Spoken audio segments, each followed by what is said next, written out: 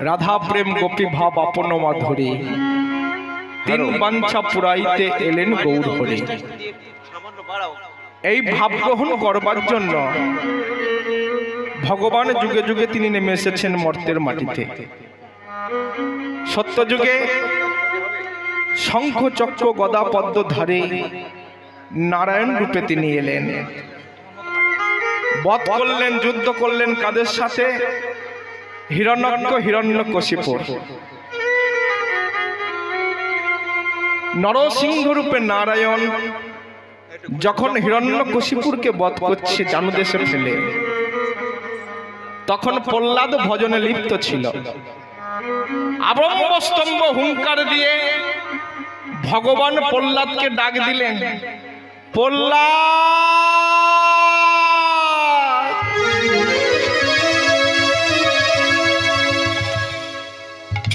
প্রহ্লাদ কাছে এসো। বলুন প্রভু, আমার হুঙ্কার শুনে স্বর্গ, মর্ত, পাতাল, ত্রিভুবন ভয়ে কম্পমান, অথচ তুমি একটা বাচ্চা ছেলে হয়ে তোমার একটা লোমকূপকে তো ভয়ে কাঁপতে দেখলাম না। কি ব্যাপার বলো দেখি, তুমি এখনো নিউট্রালে আছো কি করে? বলে, প্রভু গো, বাঘ যখন গর্জন করে, সিংহ যখন গর্জন করে, ছাগ শাবক, মেষ শাবক, মৃগ শাবক তারা ভয়ে কাঁপে। বাঘের ছেলে, বাঘের বাচ্চা, সে ভয় পাবে কেন? কেন সে কি তার বাবার চেল্লানি জানে না? তুমি আরো কত চেল্লাবে, চেল্লাও না, আমি তো তোমার মধ্যে রয়েছি আর তুমি তো আমার মধ্যে রয়েছো। তবে একটা কথা প্রভু, যে রাক্ষস মূর্তি তুমি ধরেছো, এমন রাক্ষস মূর্তি দেখলে জগতে তোমাকে কেউ আর ভগবান বলে মানবে তো? তাও রাক্ষস মূর্তি ধরেছো, তেমন নারী ভুঁড়িগুলো খাচ্ছ কেন? এমন নারী ভুঁড়ি পুঁজ রক্ত খেলে জগতে তোমাকে কেউ আর ভগবান বলে মানবে তো?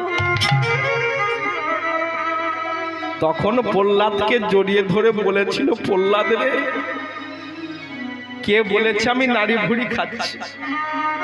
তোর মতো এমন ভক্তি রসের তালটাকে, ভক্তিরূপী ডালাটাকে হিরণ্যকশিপুর একজন অসুর হয়ে কোন শিরা, কোন উপশিরার মধ্যে লুকিয়ে রেখেছিল আমি জিভে ফেলে চেকে চেকে দেখেছি।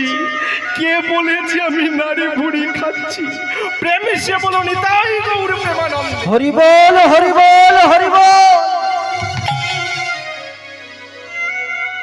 এটা গেল সত্য যুগের ঘটনা। ত্রেতা যুগে ভগবান এলেন রাম অবতার হয়ে, রামচন্দ্র। দশরথ নন্দন, কৌশল্য মায়ের জীবন, সীতাপতি রামচন্দ্র। যার চরণ পশ্চে গুহকের কাষ্ঠ তৈরি হলো স্বর্ণময়, যার চরণ পশ্চে পাশানি অহল্যা উদ্ধার হলো, সেই ভগবান রামচন্দ্র যুদ্ধ করলেন কাদের সাথে? রাবণ, কুম্ভকর্ণ, তাই তো? দাপর যুগে ভগবান এলেন ভগবান শ্রীকৃষ্ণ হয়ে। শাস্ত্রে বলছে, এতে তাংশ কলা পুংস কৃষ্ণস্তু স্বয়ং ভগবান। দাপর যুগে ভগবান এলেন কৃষ্ণ হয়ে, যুদ্ধ করলেন কাদের সাথে? শিশুপাল, দন্তবক্র। আচ্ছা, এদের সঙ্গে যুদ্ধ করতে করতে ভগবানের কি একবারও মনে হয় না যে এই যুদ্ধ, এই পেটাপিটি, এই মারামারি, এই কাটাকাটি, এই হানাহানি আর ভালো লাগে না, অতএব পৃথিবীতে আর যাব না? বারবার যুদ্ধ করছি, বারবার যুদ্ধ, পেটাপিটি, মারামারি, কাটাকাটি, আর ভালো লাগে না, অতএব পৃথিবীতে আর যাব না। তবুও তিনি বারবার পৃথিবীতে নেমে এসেছেন। কেন জানেন? কারণ যন্ত্রণা যেখানে সেখানেই তো আনন্দ। ভক্তের কাছে আসলে যন্ত্রণা হয় ঠিক, কিন্তু ভক্ত যে তোমাকে ভালোবাসে থাকে। এই যে অগণিত ভক্তমণ্ডলী, ভক্ত সমাজ তোমার চরণ তলে এসে তোমার নাম গুণগান করছি। তুমি কি তোমার নামের প্রশংসা চাও না? তুমি কি তোমার নামের প্রশংসা ভালোবাসো না? তাই ভগবান বারবার ভক্তের কাছে ছুটে এসেছে। ভক্তের ভক্তির টানে, ভক্তের প্রেমের টানে, ভক্তের ভাবের টানে, ভক্তের অনুরাগের টানে। প্রেম সে বলো নিতাই গৌর প্রেমানন্দে। এই যে হরিনাম, হরিনাম কথাটাকে বিশ্লেষণ করুন। হরি নাম, হরি নাম, হরি নাম। হরি নামে, হরি নামে, তবে তাকে নামাতে গেলে আগে নিজেকে নামতে হবে মা, আগে নিজেকে নামতে হবে। আমি ধনী, আমি জ্ঞানী, আমি বিদ্বান, আমি বুদ্ধিমান, আমি জ্ঞানবান, আমি পুণ্যবান, আমি একজন বড় গায়ক। এই যে আমার অহংকার, অহংযুক্ত কার, অহং মানে আমি, কার মানে কার, আমি যে নিজে কার আমি নিজে জানি না, আমি অহংকার করি। অহংকার, অভিমান, আমিত্বের উচ্চ শিখর থেকে আগে নাম, তবেই হবে হরিনাম। আগে দরকার নম্রতা। তাই তো শাস্ত্রে কলম দিলেন, কি বললেন? তৃণসম এ সংসারে বিনীত যে হতে পারে, সেই হয় ভক্তির অধিকারী। ভক্তির অতুল শক্তি, ভক্তি বিনা নাহি মুক্তি, ভক্তির মহিমা বলে হারি।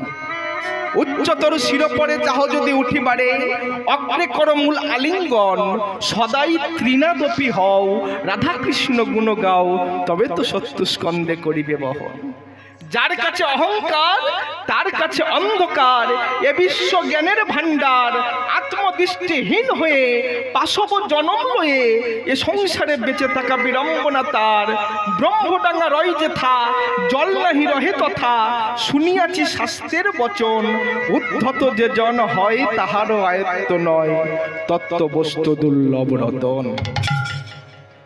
এই যে ওমা, গাছের মাথায় উঠতে গেলে যেমন গাছের গোড়াটাকে আগে ধরতে হয়, বড় যদি হতে চাও ছোট হও আগে, যদি জিতবে আগে হারতে শেখো, যদি পাবে কিছু আগে হও নিচু, যদি হবে খাঁটি আগে ধরো মাটি, যদি ভগবত আরাধনাই যাবে নম্রতা, আন্তরিকতা, একাগ্রতা একান্ত প্রয়োজন। তা না হলে এই হরিনামের হচেনা যাবে না, যাবে না, যাবে না।